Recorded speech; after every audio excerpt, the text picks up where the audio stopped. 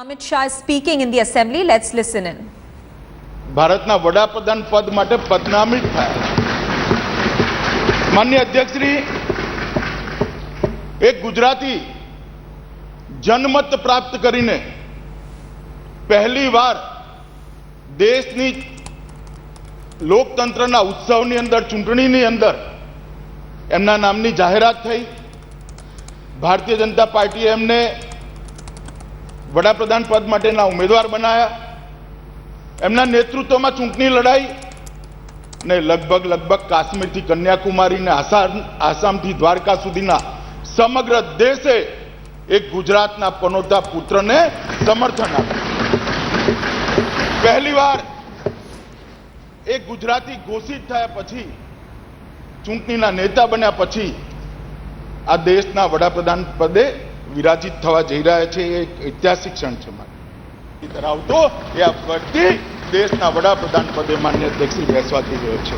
માન્ય અધ્યક્ષશ્રી, દેશના બહુ વર્ષ પછી મને એક વ્યક્તિએ વાતમાં કહ્યું, ઘણા વર્ષો પછી દેશ પોતાની ભાષા બોલતો વડાપ્રધાન જોશે. માન્ય અધ્યક્ષશ્રી, આ એક પોતાની જાતમાં બહુ મોટી વસ્તુ છે.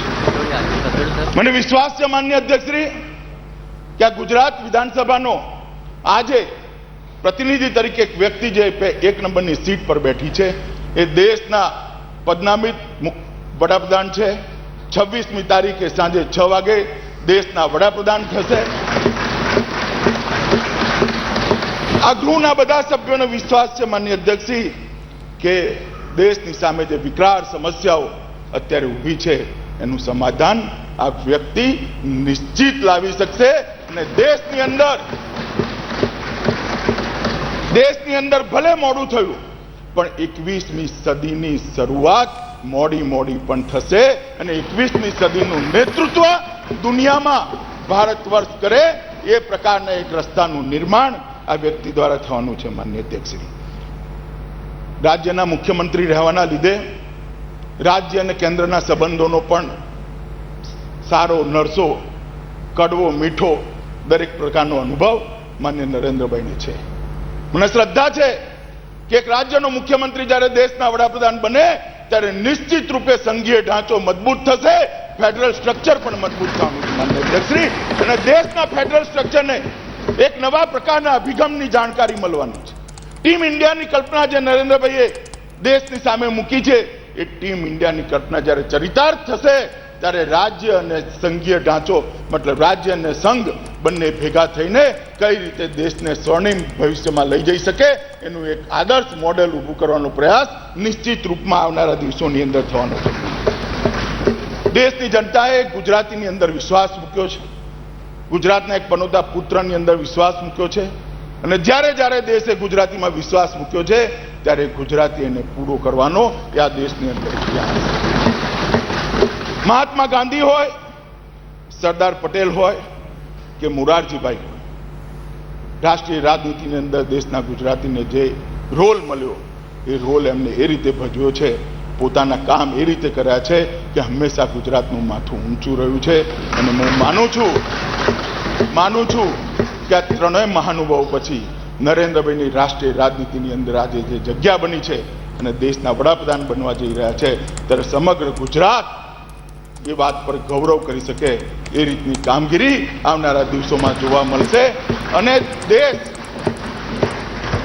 દેશ એક નિશ્ચિત રૂપે આવનારા 5 વર્ષ પછી વિશ્વાસપૂર્વક કહી શકશે કે ગુજરાતી પર મૂકેલો વિશ્વાસ ક્યારેય અરે નથી જતો.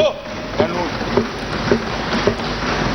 એ જે વિશ્વાસ મૂક્યો છે અને જે દાયિત્વ સોંપ્યું છે એના નિર્વહન માટે ગુજરાતી હંમેશા જે રીતે કટિબદ્ધ હોય છે, નરેન્દ્રભાઈ પણ આવનારા દિવસોની અંદર આ દેશની અંદર, આટલા મોટા દેશની અંદર અનેક પ્રકારની સમસ્યાઓ, અનેક પ્રકારની વિકરાળ સમસ્યાઓથી ઘેરાયેલા દેશની અંદર એક દ્રઢતાપૂર્વક રસ્તો કાઢીને દેશને વિશ્વગુરુના સ્થાન પર બેસાડવામાં આપણે નિશ્ચિત સફળ થઈશું. હું મારી રીતે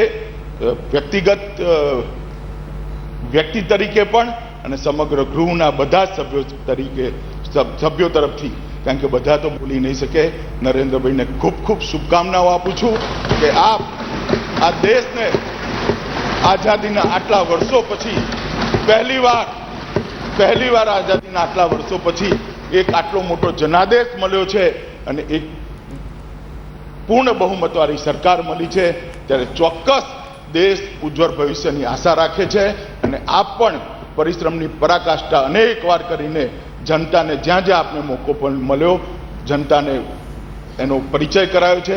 આવનારા દિવસોની અંદર પણ દેશનો વિશ્વાસ સુપેરે આપ પાર પાડો એવી શુભેચ્છાઓ અને આપના રાજ્યની અંદર જ વડાપ્રધાન પદની અંદર જ દેશ સલામત બને, દેશ સમૃદ્ધ બને અને દેશના સંસ્કાર પણ વિશ્વની અંદર ઉજ્જવળ બને એવી આશાઓ અને અપેક્ષાઓ સાથે મારી વાત પૂરી કરું છું. ધન્યવાદ.